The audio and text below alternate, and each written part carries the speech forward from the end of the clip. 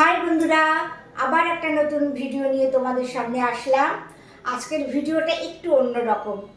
আমার ছোটবেলার একটা ঘটনা তোমাদের সাথে শেয়ার করব। আমার খুব ইচ্ছা হলো যে আমার বন্ধুদের সঙ্গে এটা একটু শেয়ার করি, তাই একটু শেয়ার করছি। দেখো, বৃষ্টি মানে তখন আমার 9 বছর বয়স। খুব বৃষ্টি হয়েছে, প্রায় 5-6 দিন ধরে এক নাগাড়ে বৃষ্টি হয়েছে। আর তখন দেখো, এখনকার মতো তো এত বাড়ি ছিল না, আর গোবরডাঙ্গায় আমার বাড়ি।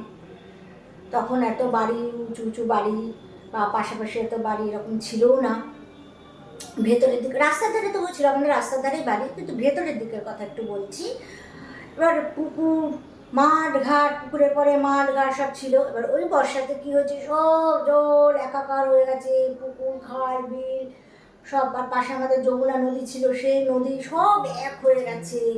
মানে যেদিকে তাকায় জলে জলাকার, জলে জলাকার।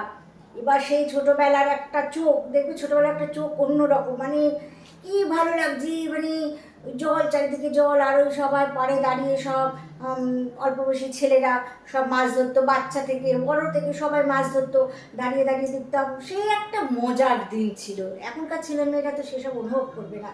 যাই হোক, এবারে কিছু ছেলে আছে যাদের, তখন আমি একটু ছোটো, 9 বছর বয়স এরকম হবে, ধর 14-15 বছর বয়স বা 12-13 বছর এরকম ছেলেরা সব কী করেছে, ভেলা বানিয়েছে। ভেলা বানিয়ে ওই পুকুরের মধ্যে সব ভেলা নিয়ে চড়তো।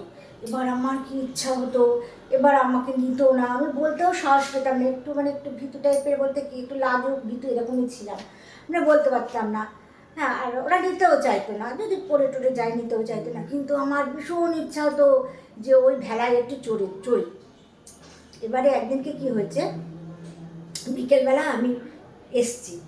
এবার পাড়ে তখন বিকেলবেলা কেউ নেই, প্রায় সন্ধ্যের কিছুটা আগে, কেউ নেই।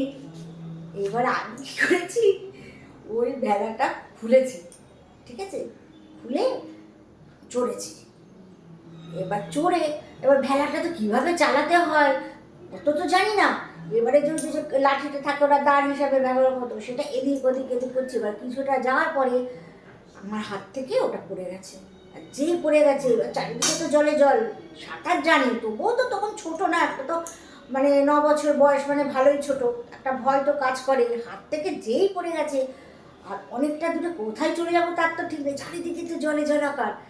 আমি কী করেছি, ওই খুব বেশি তো যাইনি তো তখন, ধরো তখন আমার ছোটো, তখনই আমার হয়তো এরকম জল হবে, এক ঝাঁপ দিয়েছি, ঝাঁপ দিয়ে ওখান থেকে পাড়ে চলে এসে যাই হোক বাড়িতে এসেছি।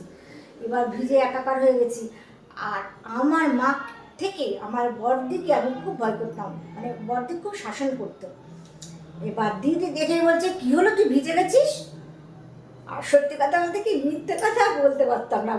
জানি বকবে সব কিছু, কিন্তু মিথ্যে কথা বলতে পারতাম না। এবার তখন আমি বলেছি যে দিদি, এরকম ভেলা চড়তে গিয়ে এরকম আমি ওই মানে ভেলার ওটা আমার হাত থেকে পড়ে গেছে, লাঠিটা পড়ে গেছে, আমি ভিজে গেছি। দিদি শুনে তো সন্ধ্যে একটুখানি আগে, তার মধ্যে একটা তো বিপদও হতে পারতো, তাই না? এবার রেগে গিয়ে বলছে, কান ধর, আর করবি এরকম। আমি তো এরকম করে কান ধরেছি।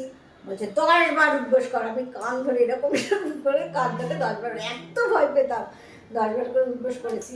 তারপরে দিদি বলছে, আর কোনোদিন এরকম কাজ করবি না? আমি বলছি কি, না কোনোদিন করবো না। ব্যাস গেল। তারপর আমার দিদি ওই কাছে একজন একটু পড়াতে চলে গেছে। এইবারের ব্যাপার, পরের ঘটনাটা বলি। আমার মনের মধ্যে একটা ভয় কাজ করছে, ওই যে ভেলাটা চলে গেছে না, ওটা তো অন্যের ভেলা, কোথায় ভেসে যাবি, আমার কি ভয় করছে। হ্যাঁ, যে আমি তো এটা একটা অন্যায় করে ফেলেছি, তাদের ভেলাটা, মানে দেখো যাওয়ার কথা গেছি, পরের কী হবে সেটা চিন্তা করিনি। এবারে আমার কি খারাপ লাগছে যে ওরা তো ভেলাটা খুঁজে পাবে না, কী হবে, মনের মধ্যে একটা অশান্তি। এবারে যেই দিদি চলে গেছে, আবার আমি এসেছি সেই পাড়ে। আমি জানি দিদি বকা দেবে, কিন্তু তাও এসে একটা কারণে, যাতে ভেলাটা, মানে আমি তো কিছুই করতে পারবো না, কিন্তু তাও কেন জানি না, মানে আমার মানে কেমন একটা অস্বস্তি হচ্ছে মনের মধ্যে, বলে বোঝাতে পারবো না বন্ধুরা তোমাদের। এবার এসছি পারে, এসে সত্যি বলতে কি দেখি, সেই ভেলাটা পারে বাঁধা রয়েছে। মানে যে হোক, তারপরে হয়তো কে এসছে দেখেছে, হয়তো ভেলাটা চলে যাচ্ছে, হয়তো সে সাঁতরে হোক যাই হোক, ওখান থেকে নিয়ে এসে পারে বেঁধে রেখে দিয়েছে। যাই হোক, আমার তখন মনের মধ্যে শান্তি হলো, আমি তারপরে বাড়িতে ফিরে আসলাম। নাহলে সেই যে কী অস্বস্তি সে তোমাদের বলে বোঝাতে পারবো না। আর দিদির এখন মনে পড়লে দেখো মানে আমরা কীরকম ভীতু ছিলাম। হ্যাঁ, কান্দের উদ্বোস করিয়েছে, যাবো না বলেছি, যেতামও না, আমি যেতামও না, কিন্তু ওই একটা কারণে আবার আমি দিদির মতে মানে আবার ওইখানে গেছি, শুধু ভেলাটা দেখার জন্য যে অনেক দূরে চলে গেল কিনা। তা এইরকমই আমরা ছিলাম। এখনকার ছেলেমেয়েরা এইসব মজা দেখো জানতেও পারে না, সবসময় মোবাইল নিয়ে থাকে। আমরা অনেক অনেক মজা করেছি, বলো বন্ধুরা। তাহলে আজকের মতো এইটুকুনি, আবার আসবো পরের আর একটা ভিডিওতে। ততক্ষণ তোমরা ভালো থেকো, সুস্থ থেকো, সাবধানে থেকো। টাটা।